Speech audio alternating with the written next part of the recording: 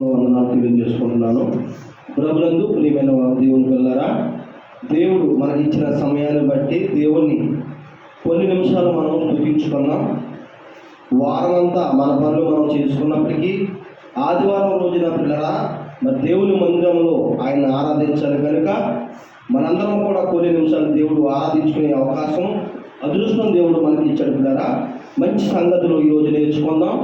మత్తయి సువార్త 7వ అధ్యాయము 7వ వచనం చదువుకుంటూ ముందుకు వెళ్దాం.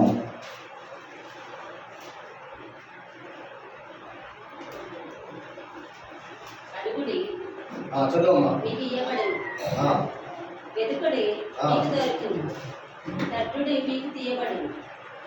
అడుగు ప్రతి వారికి పొందును, ఎత్తిన వారికి దొరుకును, తట్టు వారికి తీయబడును. అడుగుడి మీకు ఇయ్యబడును,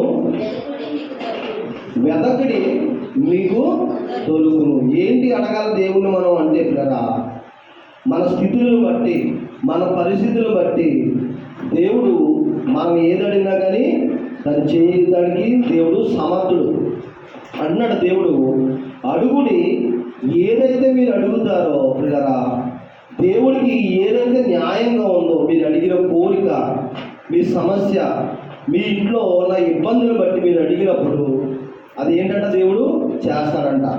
అంతే అంటాడు, అడుగుడి మీకు ఇయ్యబడును, వెదకుడి మీకు దొరుకును. మీరు ఏది అడుగుతారో ఆ అడిగేది విశ్వాసంగా అడగాలి. మీరు అడిగేది ఏమడగాలమ్మా? విశ్వాసంగా ఉండి దేవుణ్ణి అడగాలి. మీ ఇంట్లో సమస్య వచ్చినా, మీ ఇంట్లో ఇబ్బంది వచ్చినా, మీ పరిస్థితులు బాగోలేకపోయినా మీరు దేవుళ్ళో విశ్వాసం నుండి మీరు దేవుడిని అడిగితే ఖచ్చితంగా దేవుడు చేస్తాడు. అడుగుడి మీకు ఇయ్యబడును, వెదకుడి మీకు దొరుకును, తట్టుడి మీకు తీయబడును. అడుగు ప్రతివాడును పొందునంటండి. దేవుణ్ణి ఎవరైతే అడుగుతారో, ఎవరైతే నీతిగా యథార్థంగా ఉండి విశ్వాసంగా ఉండి దేవుణ్ణి అడుగుతారో పిల్లరా, ప్రతి ఒక్కరు అడిగేదాన్ని దేవుడు చేస్తానని చెప్తున్నాడు. అంతేకాకుండా ఇంకా మంచి మాటలు చెప్పినట్టు చూడండి, వెతుకు వారికి దొరుకునంట. ఏం వెతకాలి మనం అంటే, ఈ లోకంలో ఈ భూమి మీద బ్రతుకుతున్న మనము ఎక్కడ ఉంటామండి? పరలోకాన్ని వెతకాలి. ఎలా వెతకాలి? ఎక్కడ ఉంది పరలోకం అంటే నిత్య జీవం బైబిల్ గ్రంథంలో ఉంది. వాక్యం అంటుంది నిత్య జీవము యేసుక్రీస్తు ప్రభువారు. ఆయన అంటున్నాడు, నేనే మార్గమును, నేనే సత్యమును, నేనే జీవమునై ఉన్నాను అని చెప్తున్నాడు. మనం క్రీస్తునందు విశ్వాసం ఉండి మన తండ్రిని ఏది అడిగినా తండ్రి చేస్తాడు. అంతేకాకుండా మనం పరలోకానికి సిద్ధపాటు కలిగి మనం ఉండాలి అన్నాడు. అదే అన్నట్టు ఉండాలి. మీరు ఏ మనుషుడైనా తన కుమారుడు తన రొట్టెని అడిగితే వాడికి రాయిస్తాడా చెప్పండి అంటున్నాడు. ఏంటంట, ఎవరన్నా మన కుమారుడు మన ఇంట్లో మన బిడ్డలో నానా నాకు రొట్టె కొని, నానా మనకు నాకు చాక్లెట్ కొని అని అడిగితే ఏమిస్తాం? రాయిని ఇస్తామా, రొట్టెని ఇస్తామా? రాయిను, రొట్టెనే ఇస్తాం. మనమే ఇలా చేసినప్పుడు దేవుడు మరి ఎంతెంత గొప్పడు.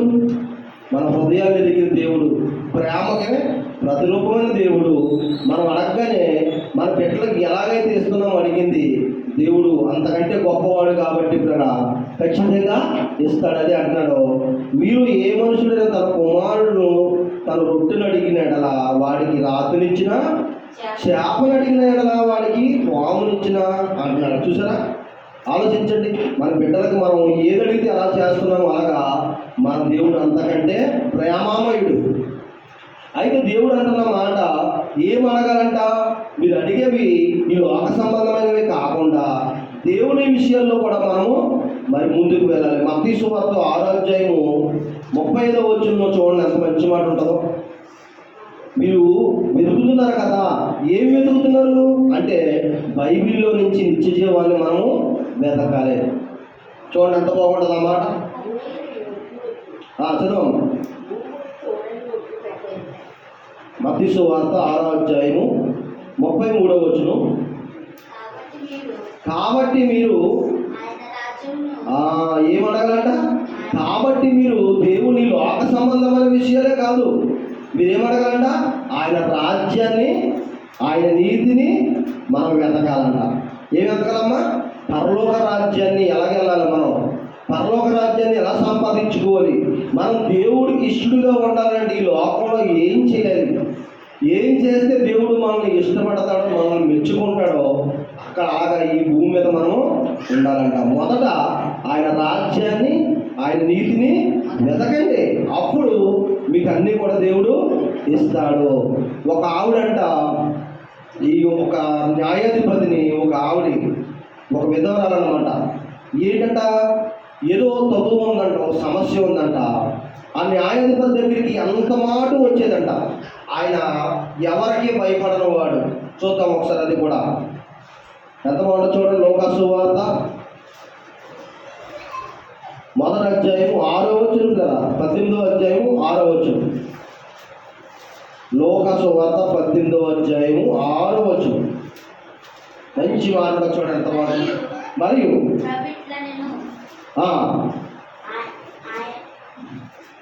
అందరూ కూడా తీయడమ్మా. 18వ అధ్యాయం. అన్యాయస్తుడైన ఒక న్యాయాధిపతి ఉన్నాడండి. 18వ అధ్యాయం 1వ వచనం. వారు ఇసుకగా నిత్యము ప్రార్థన చేయించి ఉండవలనంట. ఏంటంటమ్మా, ఈ ఉపమానం యేసుక్రీస్తు ప్రభు వారు ఎందుకు చెప్తున్నాడంటే, ప్రజలు, శిష్యులు ఇసుక్కుంటారంట. చాలామంది ప్రార్థనలో ఉన్నప్పుడు విసుక్కుంటూ ఉంటారు, వాక్యం వింటున్నప్పుడు విసుక్కుంటూ ఉంటారు అమ్మా.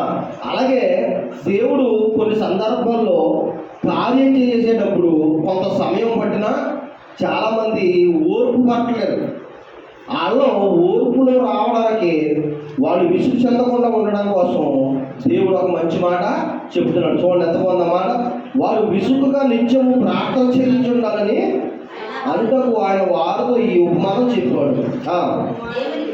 దేవునికి భయపడకయు, మనుషులను లక్ష్య పెట్టకయు ఉండు ఒక న్యాయాధిపతి ఒక పట్టణంలో ఉన్నాడంట.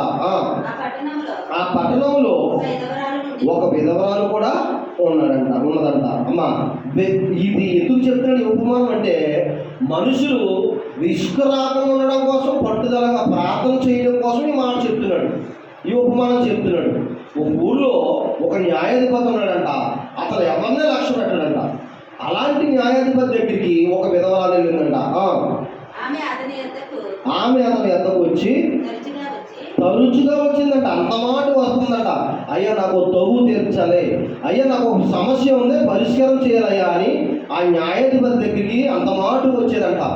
ఆయన నాకు ఇప్పుడు ఖాళీ లేదమ్మా, తర్వాత అమ్మ నాకు ఇప్పుడు ఖాళీ లేదు, నేను బయటికి వెళ్తున్నాను, పని మీద వెళ్తున్నాను, తర్వాత అని అలాగా అంత మాట కూడా ఆమెని రప్పించుకుంటూ ఉండేవాడు అనమాట.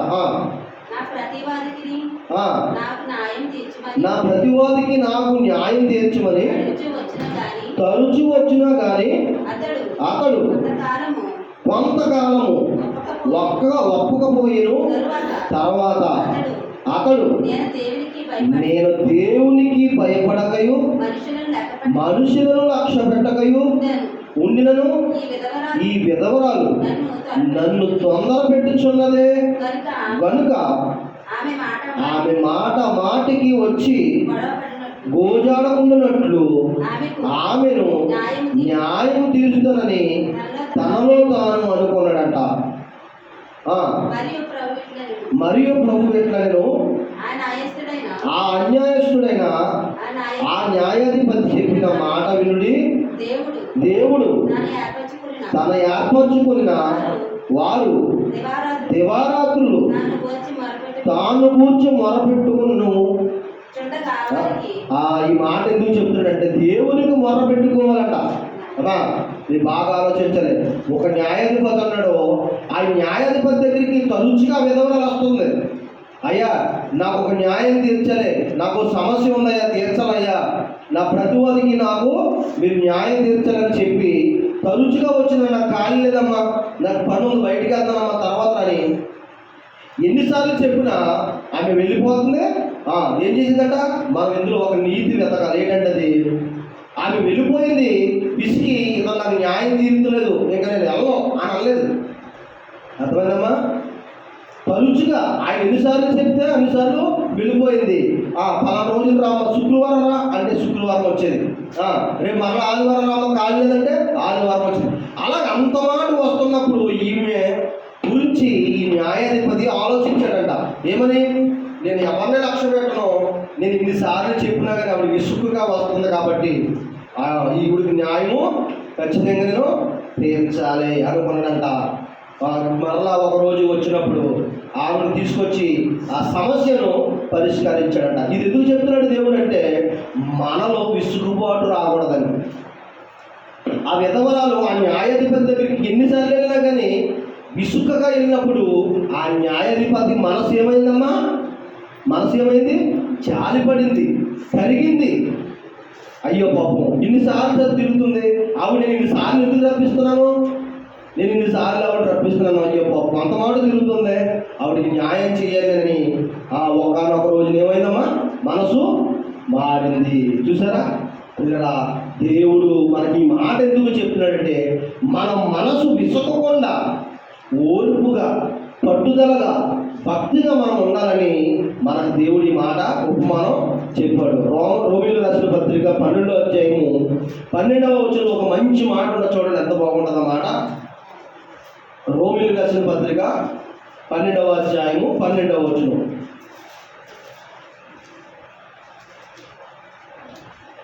నిరీక్షణ గలవారై సంతోషించుచు ఏం చేయాలంటే మనకి ఏముండాలంటమ్మా? నిరీక్షణ ఉండాలంట. ఇందాకన్నా కదా, మొదట అడుగుడి మీకు ఇవ్వబడును, వెదుగుడి మీకు దొరుకును. మీరు ఏదైతే వెతకాలనుకుంటున్నారో, మీకు ఏదైతే కావాలో అది దేవుడు చేస్తాడో. అయితే మీరు ఏమడగాలి? పరలోకమందున్న దేవుడిని, పరలోక రాజ్యాన్ని ముందు వెతకాలి. వెతకదమ్మా రాజ్యాన్ని, ఆయన రాజ్యాన్ని వెతకండి. ఆయన క్యారెక్టర్ అంటే ఇష్టం, ఆయనకి తప్పు చేసేవాళ్ళు అంటే ఇష్టం ఉండదు అమ్మా. పాపం అంటే ఇష్టం ఉండదు దేవుడికి. మనము పాపం చేయకుండా నిర్దోషులుగా ఉండి నీతిగా ఉండి ఆయన రాజ్యాన్ని, ఆయన నీతిని వెతకండి. అప్పుడు మీకు ఏం కావాలో అన్ని దేవుడు ఇస్తాడు.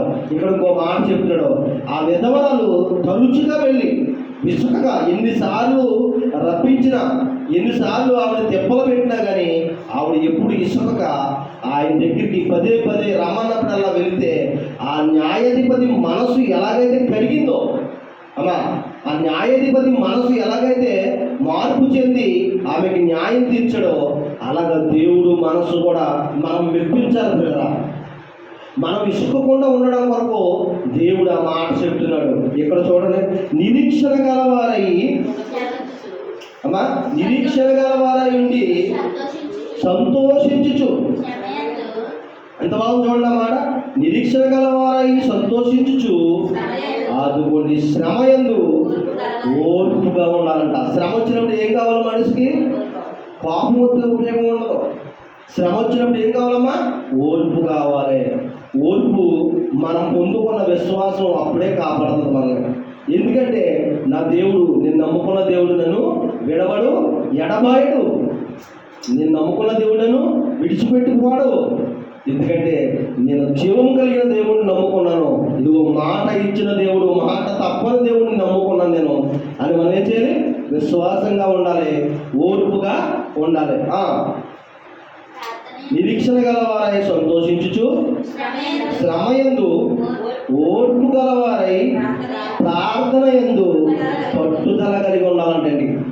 శ్రమ వచ్చినప్పుడు మనం ఏం చేయాలి? ఓర్పుగా ఉండాలి. ఉన్నారా మీరు? అమ్మా, శ్రమ వచ్చినప్పుడు ఓర్పుకుంటారా? ఇదిగో దేవుడు చెప్తున్న మాట. ఆమె విధవరాలు న్యాయాధిపతి దగ్గరికి వెళ్ళినప్పుడు ఎంత ఓర్పుగా ఉందో, సైన్యములకు అధిపతి యెహోవా దేవుడికి మనం ఆయన పాదాల దగ్గర మన బాధ, మన సమస్య మనం చెప్పుకున్నప్పుడు మనము కూడా అంతా ఓర్పుగా ఉండాలంట. సమస్య వచ్చినప్పుడు మనిషికి ఏం కావాలి? ఓర్పు కావాలి. శ్రమ ఇచ్చినప్పుడు మనకు ఓర్పు కావాలి. ప్రార్థనలో ఎందుకు పట్టుదల కలిగి ఉండాలంట. ప్రార్థన ఎలా ఉండాలంట? పట్టుదల కలిగి ఉండాలంట. విడిచిపెట్టకూడదు. దేవుడి పాదాలు మనం విడిచిపెట్టకూడదు. దేవుడు ఖచ్చితంగా కార్యం చేస్తాడు. మన దేవుడు, మనం నమ్ముకున్న దేవుడు మనం విడిచిపెట్టడానికి మనం పట్టుదల కలిగి ప్రార్థన చేయాలంట. పరిశుద్ధతలో అవసరాలు పరిశుద్ధుల అవసరంలో పాలు పొందుతూ ఉండాలంటండి.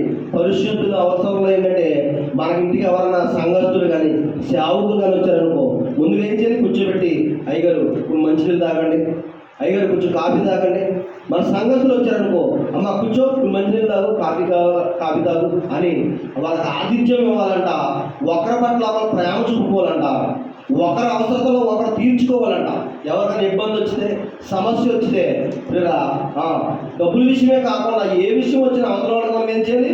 సహాయపడేవాళ్ళుగా మనం ఉండాలంట. చూడండి ఎంత బాగుందో. నిరీక్షణ కలిగి వారై ఉండాలంట. ప్రార్థనలో పట్టుదల కలిగి ఉండాలంట. అమ్మా మన శ్రమ యందు ఓర్పు కలిగి ఉండాలంట. దేవుడు చెప్తున్న మాటలో. ఎందుకంటే పిల్లరా, మనం మన పరిస్థితులు ఎంతంత మట్టిగే. ఎందుకంటే మనం కోటీశ్వరులు కాదు. ఇంట్లో మన ఇబ్బందులు, సమస్యలు. అమ్మా వర్షాకాలం వచ్చిందంటే కొంతమంది ఇల్లు గడుపుతూ కష్టం అవుతూ ఉంటుంది, పనులు లేక ఇబ్బంది పడుతూ ఉంటారు. అలాంటప్పుడు మన పట్టుదల విడిచిపెట్టకూడదు. పట్టుదల కలిగి ప్రార్థన చేయాలి. శ్రమల యందు ఏం చేయాలి? ఓర్పు కలిగి ఉండాలి. తొందరపాటు నిర్ణయాలు మనం తీసుకోకూడదు. దేవుణ్ణి పాదాలు మనం విడిచిపెట్టకూడదు. చూసారా ఆ విధవరాలు ఎంత ఎన్నిసార్లు చెప్పినా విడిచిపెట్టకుండా మరలా వచ్చిందా? విడిచిపెట్టేసి ఎందుకు ఆయన న్యాయం చెప్పడం అని మానేసిందా? ఆ న్యాయాధిపతి మనస్సు మారినాక ఆయన మనస్సు కరిగిపోయి, రామ్మ ఈరోజు నీ తగ్గు తీరుతానని ఎలాగైతే అన్నాడో, పిల్లరా దేవుడు మనం పెట్టుకున్న అప్లికేషన్, మన సమస్యని పరిష్కరించే వరకు ఆయన పాదాలు పట్టుకుని మనం విడిచిపెట్టకూడదు. ప్రార్థనలో పట్టుదల విడిచిపెట్టకూడదు. శ్రమలో ఓర్పుని విడిచిపెట్టకూడదు. భక్తిగా ఉండి, విశ్వాసంగా ఉండి మనం ఆయన పాదాల చెంత బ్రతకాలని కోరుకుంటూ ఈ చిన్న వాక్యం మన వెలుగులో దేవుడు దీవించును గాక. ఆమేన్. అందరికీ వందనాలు.